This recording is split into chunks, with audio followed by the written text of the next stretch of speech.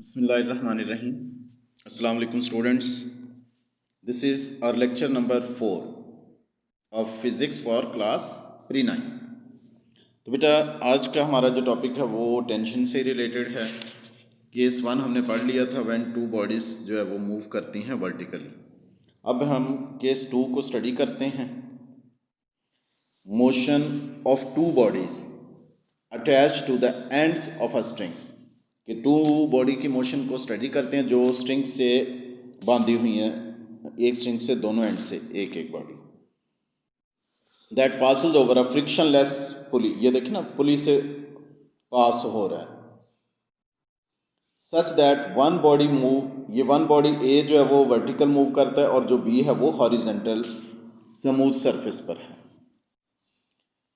अब कंसीडर, ये देखिए ना, हम बॉडी, ये टेबल है, टेबल पर एक बॉडी यहाँ पर रख लेते हैं हॉरिजॉन्टल, और ये पुली है, इसको स्ट्रिंग से बांधते पुली के ऊपर से गुजारते हैं और फिर बॉडी बी रखते हैं, ए रखते हैं। ए का जो है वो वेट ज़्यादा है और बी का जो है वो मैस या वेट ले लें, मैस कम, ए का मैस ज़्यादा है और बी का मैस कम है, तो बॉडी नीचे की तरफ मूव करेगा। अब इसमें देखें, बॉडी ए पर टू फोर्सेस एक्ट कर रही हैं, वेट है W1 डाउनवर्ड है और टेंशन है अपवर्ड। बी पर लेकिन थ्री फोर्सेस हैं, टेबल पर आ गया ना, तो वेट है डाउनवर्ड है इसका W2 और रिएक्शन है अपवर्ड, और टेंशन जो है वो इसमें राइट साइड पर होगी। Consider two bodies A and B of masses M1 and M2 respectively attach to the ends of an inextensible string, कि टू बॉडीज हैं जो जिसमें लचक नहीं, खिंचाव नहीं है, उस स्ट्रिंग के साथ इनको बांधा हुआ है, फ्रिक्शनलेस पुली के ऊपर से गुजारा गया, वन जो वर्टिकल और वन हॉरिजॉन्टल है। Since body A move downward, body A जो है वो डाउनवर्ड मूव करता है क्योंकि ए का मैस ज़्यादा है और बी का मैस कम है, तो इस पर ए पर टू फोर्सेस एक्ट कर रही हैं, वेट डाउनवर्ड और टेंशन है upward. Since body A moves downward therefore weight W1 is greater, W1 greater है देन टेंशन से T, तो नेट फोर्स क्या होगा, F1 इज इक्वल टू किसके इक्वल होगा, ग्रेटर में से स्मॉलर को सब्ट्रैक्ट कर दें, W1 माइनस T, तो F किसके इक्वल होता है MA, तो F1 हो जाएगा M1A is equal to W1 हो जाएगा M1G माइनस T, इक्वेशन 1। अब बॉडी B को लेते हैं, इस पर थ्री फोर्सेस हैं, weight downward, reaction of the table upward और टेंशन जो है राइट। अब देखिए, बॉडी ना डाउनवर्ड जा रहा है ना अपवर्ड, इसका मतलब है ये दोनों फोर्सेस एक दूसरे को कैंसिल कर देंगे। For body B three forces are acting, weight W2 downward और रिएक्शन ऑफ टेबल अपवर्ड जो R है, tension rightward. As weight and reaction cancel each other करेंगे by Newton's third law of motion से, so net force, सिर्फ net force क्या होगी, tension होगी, F2 is equal to T, so M2A is equal to T, equation 2 कहते हैं। अब हमने एक्सेलरेशन और टेंशन फाइंड आउट करना है, तो दोनों को ऐड कर लें।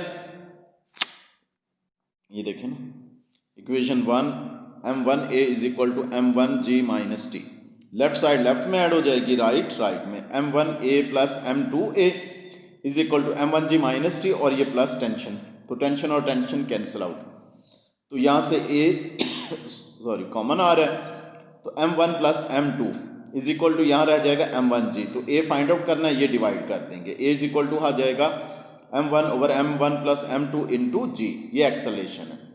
अब हमने फाइंड आउट करना है टेंशन, इस इक्वेशन 2 में A की वैल्यू फाइंड आउट कर दें तो टेंशन आ जाएगी। Putting value of A in equation number 2, तो T is equal to M2A है, T is equal to M2 into A की वैल्यू क्या है, M, ये देखें ना, A की वैल्यू गिवन है, ये M1 over M1 plus M2 into G, तो टेंशन आ जाएगा M1 M2 over M1 plus M2 into G, तो ये हमारे पास आंसर आ गया।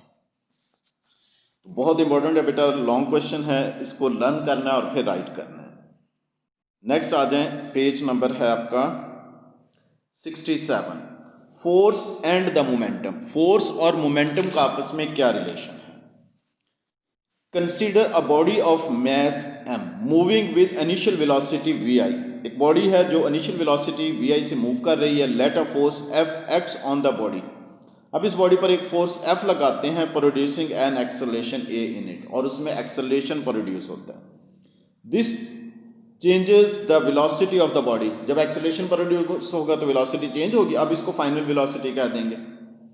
Late its final velocity after time T, T time के बाद जो है वो वी एफ बन जाएगी।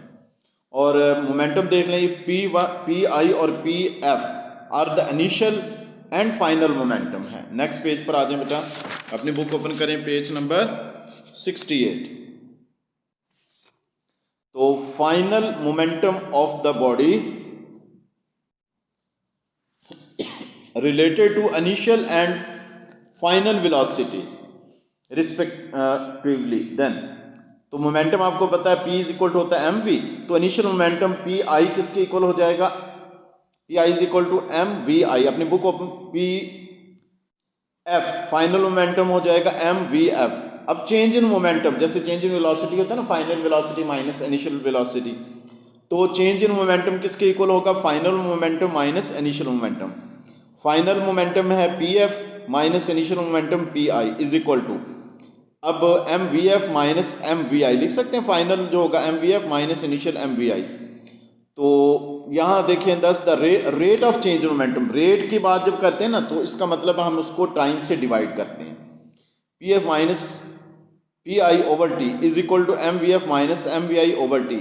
अब इसमें से देखें राइट साइड पर एम कॉमन ले लेते हैं, M into V F minus V I over T. हमें पता है कि V F minus V I over T किसके इक्वल होता है, एक्सेलरेशन के इक्वल होता है। तो so rate of change in momentum P F minus P I over T किसके इक्वल हो जाएगा, एम ए। तो इसकी जगह पर ए लिखेंगे। ये एम ए किसके इक्वल है, फोर्स के equal.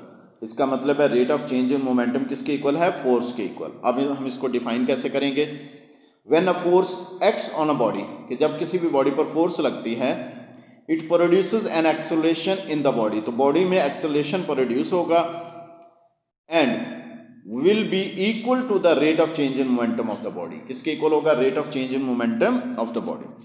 as a unit of momentum defined by equation 3.14 in Newton second है, which is the same as kilogram meter per second।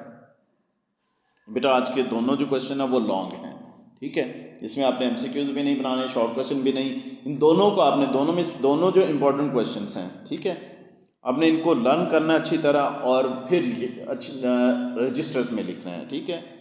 तो आज का हमारा लेक्चर कंप्लीट हुआ। Thank you very much. अल्लाह हाफ़िज़।